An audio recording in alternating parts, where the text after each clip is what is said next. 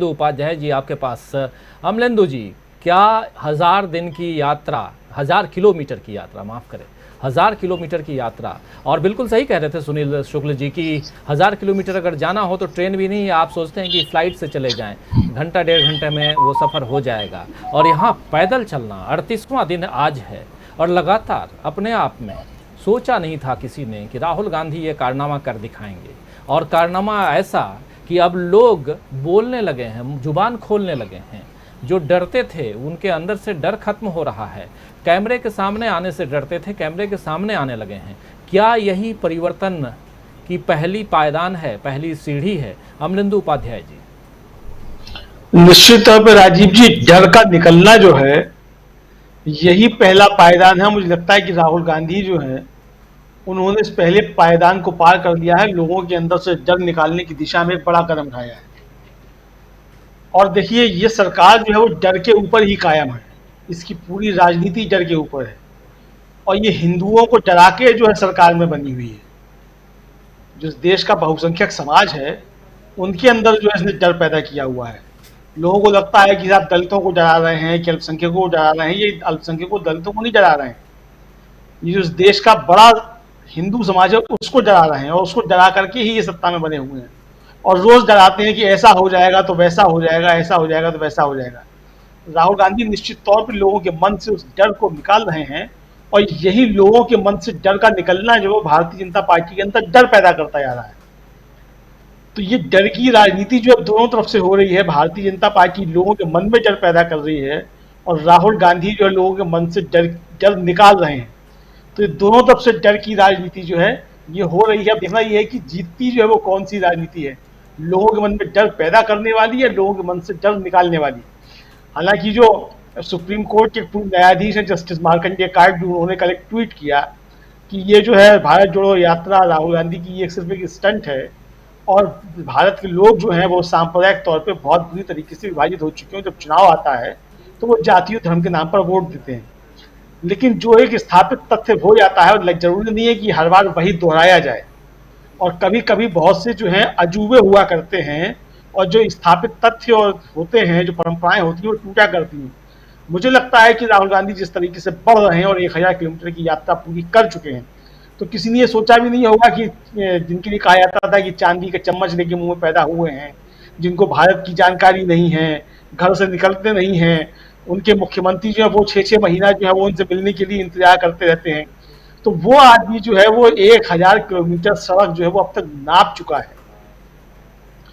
और उस 1000 किलोमीटर सड़क नापने के बाद जाने कितनों को पैदल कर चुका है, और आगे आने वाली जब तक ये यात्रा पूरी हो जाने कितने पैदल हो चुके होंगे। और खतरा भी यही है, जो खतरा असली है वो यही है कि जो सिंहासन पर बैठे हुए लोग हैं,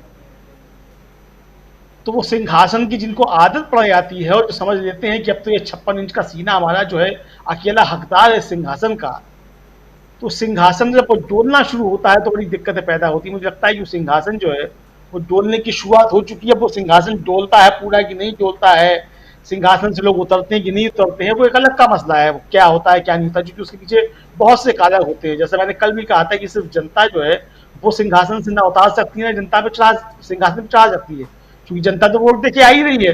पिछले कई सालों से आप देख रहे हैं कि किस तरीके से जनता वोट देकर के आती है, और किसी को भी वोट देकर के सरकार किसी की बन जाती है, तो वो एक अलग का मसला है। लेकिन अगर जनता के हाथ में बाकायदा जो है, मतलब वास्तव में अगर ये शक्ति है, और जो था अब तक की 70 सालों का लोकतंत्र, हमारा जो जवान लोकतंत्र है 70 साल का, उसमें था कि जनता जो है माई बाप होती थी, और कहा जाता था कि हर 5 साल के बाद जो है वो जनता जो है वो असली राजा होती है।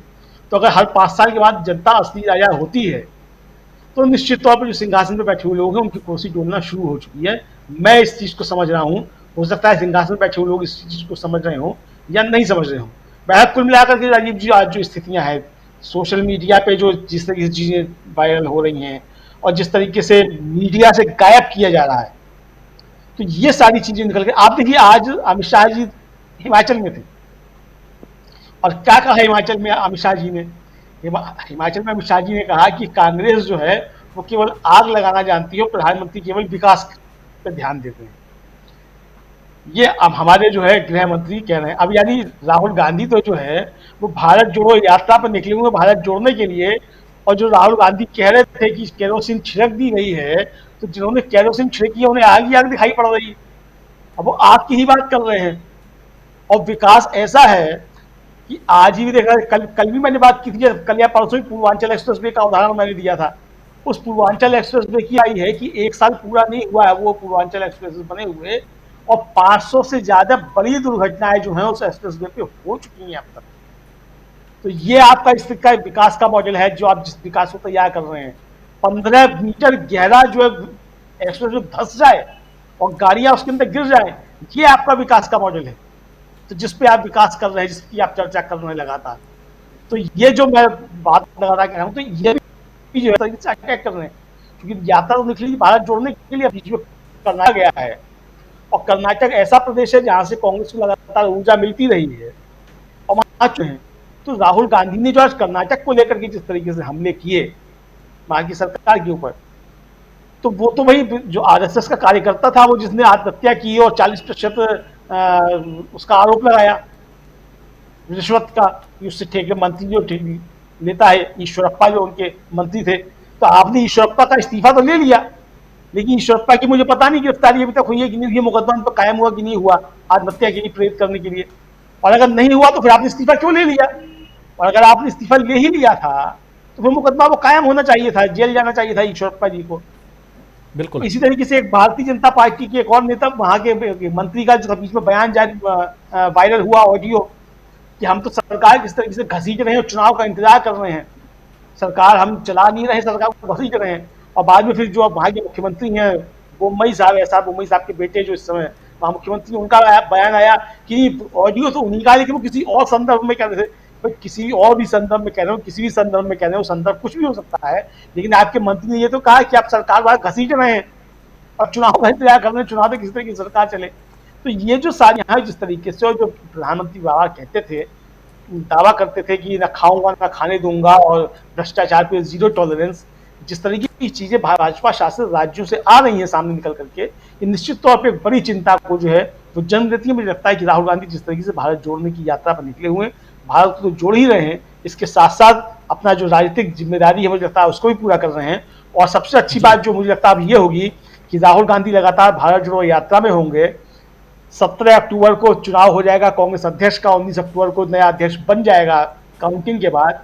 उसके बाद फिर जब एक स्थायी अध्यक्ष कांग्रेस के पास होगा, तब मुझे लगता है कि कांग्रेस की राजनीति जो है वो थोड़ा और चमक करके आएगी, क्योंकि जो संगठन के काम होंगे वो एक पूर्णकालिक अध्यक्ष, और राहुल गांधी भारत को जोड़ेंगे और जो अध्यक्ष होगा वो कांग्रेस को जोड़ेगा। जी राजीव, कांग्रेस को जोड़ेगा और कांग्रेस को मजबूत करेगा। लेकिन प्रेम कुमार जी, एक बार फिर से आपके पास आना चाहता हूं। प्रेम कुमार जी, 17 तारीख बिल्कुल सही इन्होंने